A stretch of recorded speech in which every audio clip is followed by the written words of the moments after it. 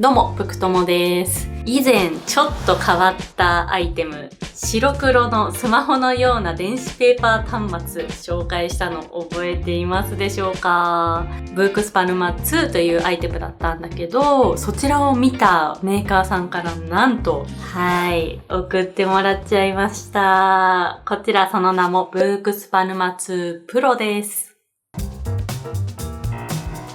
今回はもともと使ってたブークスパルマ2とこちらのプロ、どのように変わったのか比較していきたいんだけど、ちょっとその前に、あまりね、皆さん馴染みのない商品かと思うので、ブークスパルマ2がそもそもどんなアイテムだったのかちょっとおさらいをしていきます。まずブークスパルマ2、パッと見スマホのようなアイテムなんだけど、e インクで目に優しいデバイスです。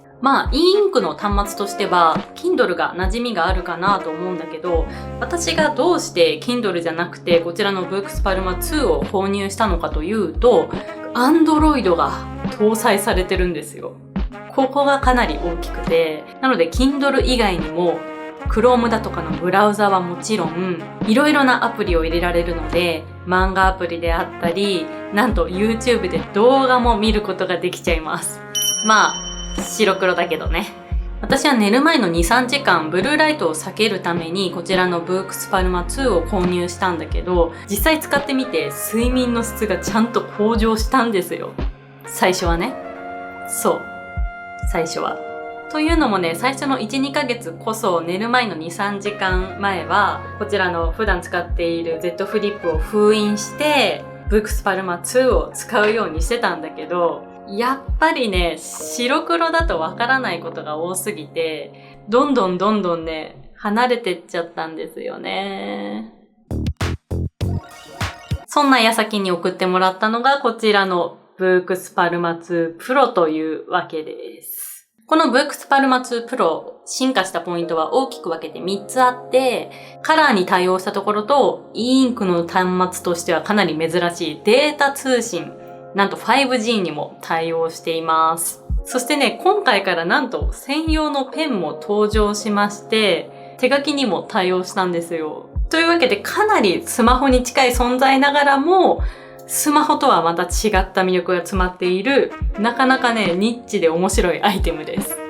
そんなわけで、プロからデータ通信に対応したわけなんだけど、私が使う目的としては、家で夜寝る前に使ったり、あとは外出先での読書とか、漫画を読むとか、そういったことに使うので、今のところは SIM は入れずに使ってます。そんな私でもプロになってかなり便利になったな、生活が変わったなと思うところがありまして、結構地味かもしれないんだけど、カラーの恩恵かなり受けてます。一つ目、Kindle のハイライト機能。私、本は Kindle で電子書籍で読む派なんですけど、そんな時によくお気に入りの文章とかをハイライトつけるんですよ。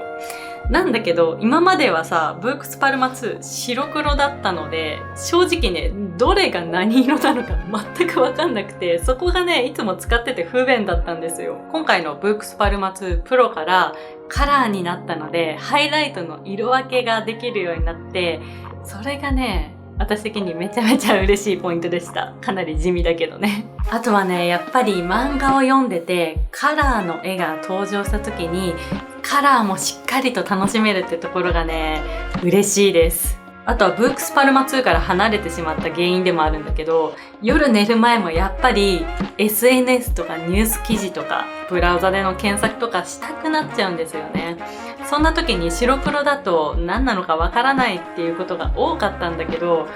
ブークスパルマ2プロになってからしっかりそれがカラーでわかるようになったので、夜もね、使うようになりました。また再び睡眠の質が向上しそうです。ただデメリットを挙げるとすると、カラーになったとはいえ、さすがにそんなに鮮明に見えるわけではないんだよね。安くなってたので買いました。あとデメリット2つ目。こちらもね、e インクの端末だからそりゃそうって感じなんだけど、普通のスマホを触ってからブークスパルマ2プロを触ると結構もっさり動く感じがします。これもね、仕方ないことなんだけど、そりゃそうとはいえ、ちょっとね、なかなか慣れるまで使いづらいなと感じるかもしれません。